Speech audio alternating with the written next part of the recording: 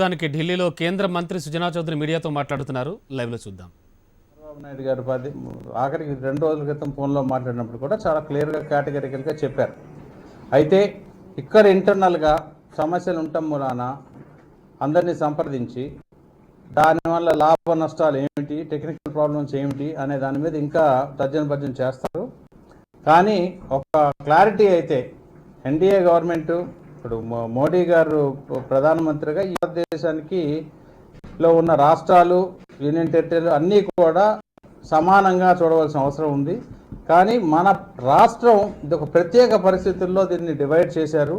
చేసిన సందర్భంగా level playing field వచ్చే వరకు మన రాష్ట్రానికి అడిషనల్ హెల్ప్ చేయాలి, చేయకపోతే తప్పదు, చేయకపోతే కుదరదు అనే ఉద్దేశంతో పదే చెప్పవలసి వచ్చింది, చెప్పడం జరిగింది.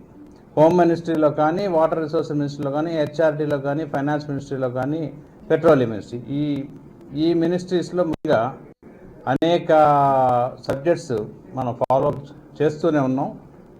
అయితే స్పెషల్ కేటగిరీ స్టేటస్ డిఫైన్ ఏం చేయాలి, దానివల్ల లాభం ఎంత వచ్చేది, వేరే రాష్ట్రాలతో కంపేర్ చేసుకోవడానికి వీలు లేదనేది కూడా మనం పదే స్ట్రెస్ చేసి చెప్పాం. ఎందుకంటే నాన్ పర్ఫార్మింగ్ స్టేట్స్లో ఎప్పుడు కూడా వాళ్ళకి డెఫిసిట్ ఎక్కువ ఉంటుంది, ఎప్పుడు కూడా సెంట్రల్ గవర్నమెంట్ సపోర్ట్ చేస్తూ ఉంటుంది. ఆంధ్రప్రదేశ్ కంబైన్డ్గా ఉన్నప్పుడు ఎప్పుడు కూడా మనం స్పెషల్ కేటగిరీ స్టేటస్ కానీ ఇలాంటివి ఏమీ అడగలేదు.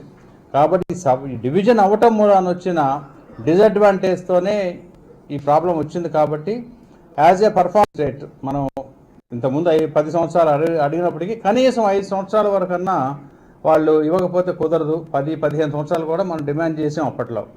కానీ ఇప్పుడు టోటల్ ఎకానమీ సైజు పెరిగిన రీత్యా 14th ఫైనాన్స్ కమిషన్లో 42% డెవల్యూషన్ పెంచడం మూలాన కనీసం 5 సంవత్సరాలు స్పెషల్ కేటగిరీ స్టేటస్ ఇవ్వాలని చెప్పి మనం పదే చెబుతున్నాం.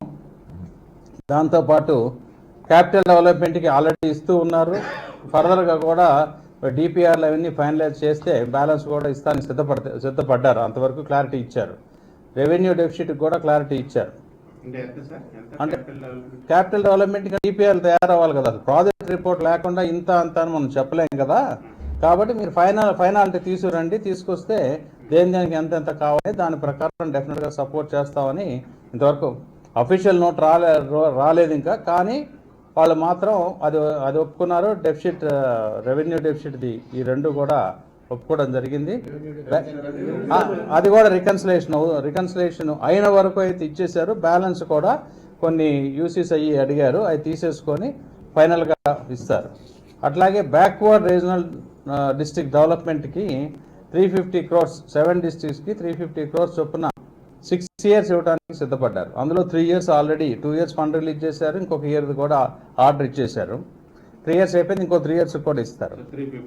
350 per year అంటే 7 డిస్ట్రిక్ట్స్కి ఈచ్ డిస్ట్రిక్ట్ 50 crores చొప్పున.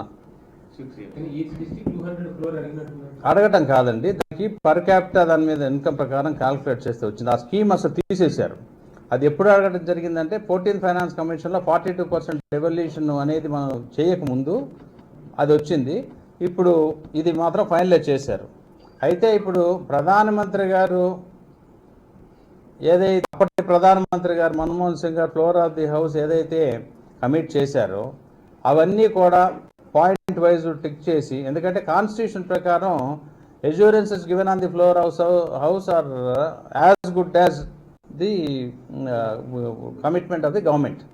కాబట్టి అవన్నీ పాయింట్ వైజ్ చేయాలని చెప్తే దాంట్లో ఇంకా మిగిలింది ఏంటంటే industrial incentives in line with other states అన్నారు. దానికి మనకి ఇన్కమ్ ట్యాక్స్ది ఒక నోటిఫికేషన్ అని ఎన్ని జిల్లాలు ఏంటనే దాని మీద కొంచెం ఆలస్యమైంది. ఇన్కమ్ ట్యాక్స్ ఆల్రెడీ రిలీజ్ చేస్తున్నారు. జిఎస్టీ బిల్లు పాస్ అయిన దరిమిల ఇప్పుడు అదర్ స్టేట్స్తో అప్పుడు ఏదైతే ఉందో ఆ స్కీమ్స్ అన్ని తీసేశారు. కానీ ఆ వారా ఇండస్ట్రియల్ డెవలప్మెంట్కి ఎంతో కొంత ఫండ్ ఇవ్వాలి అనే దాని మీద డిస్కషన్ చేస్తూ ఉన్నాం. ఆ ఫండ్ కూడా ఇస్తారని చెప్పి గట్టిన industrial income tax already 15% additional depreciation, 15% capital allowance ఇచ్చున్నారు. అది కంటిన్యూ అవుతుంది ఫర్ 5 years. అది కాక ఇండస్ట్రియల్ డెవలప్మెంట్కి పర్టికులర్గా ఒక చిన్న ఫండ్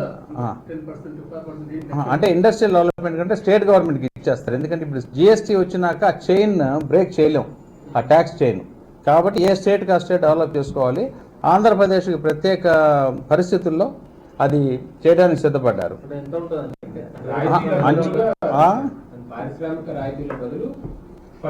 ఫండ్ ఇస్తారు.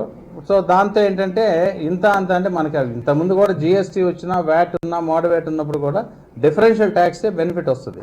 అది వర్కౌట్ చేసుకొని ఇండస్ట్రీని డెవలప్ చేయడానికి ఎంత అవుతుందో రఫ్ ఎస్టిమేట్ వేస్తే స్టేట్ గవర్నమెంట్ ఓకే జిఎస్టీ కట్టింది, స్టేట్ గవర్నమెంట్ కెన్ రీఎంబర్స్. ఈ ఫండ్ని ఎలా వాడుకునేది స్టేట్ గవర్నమెంట్ వర్కౌట్ చేసుకోవాలి. అయితే ఇప్పుడు మొట్టమొదటి నుంచి కూడా టీడీపీ ఇది 5 సంవత్సరాలు ప్రజలు ఎన్నుకున్నారు. టీడీపీ చంద్రబాబు నాయుడు గారి లీడర్షిప్లో అనుక్షణము ప్రతి ఎంపీ కూడా మన రాష్ట్రానికి, రాష్ట్ర ప్రజలకి ఏ రకమైన ఉపయోగాలు రావాలి అనేది ఏ ఒక్కటి కూడా కాంప్రమైజ్ కాకుండా ఢిల్లీలో ఏమాత్రం ప్రయత్నం లోపల లేకుండా చేస్తానే ఉన్నాం. కానీ అన్ఫార్చునేట్గా ఏంటంటే పొలిటికల్ పార్టీలుకి అదే పనిగా ప్రొడక్టివ్గా ఉంటే మంచిది. అపోజిషన్లో ఉన్న కొంత రోజులు మేము 10 సంవత్సరాలు అపోజిషన్లో కూర్చున్నాం. ప్రొడక్టివ్గా ఆలోచించి రాష్ట్ర ప్రయోజనాల గురించి పాజిటివ్గా ఉంటే మంచిది.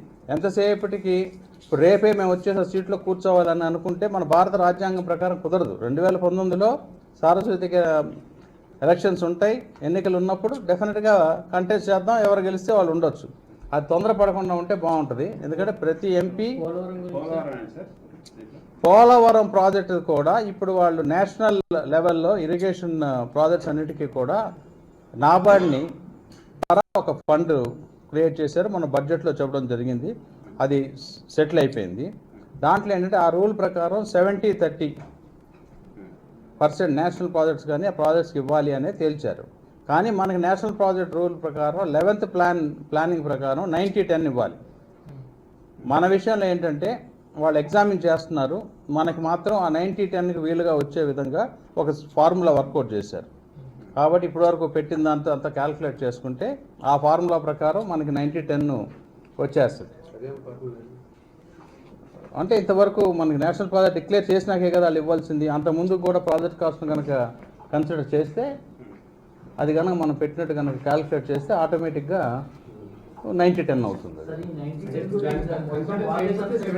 కాదండి, నేషనల్ ప్రాజెక్ట్ అన్నారు, ఎవరు ఖర్చు చేయాలని అనలా. నేషనల్ ప్రాజెక్ట్ డెఫినేషన్ ఏంటంటే ఇప్పుడు లేదు. 11th ప్లాన్లో ఉన్న డెఫినేషన్ కనుక ఇప్పుడు అప్లై చేస్తే 90-10. పోలవరకు మాత్రం స్పెషల్గా 90-10కి వచ్చే విధంగా వాళ్ళు చేయడానికి సపోర్ట్ చేయడానికి సిద్ధపడ్డారు.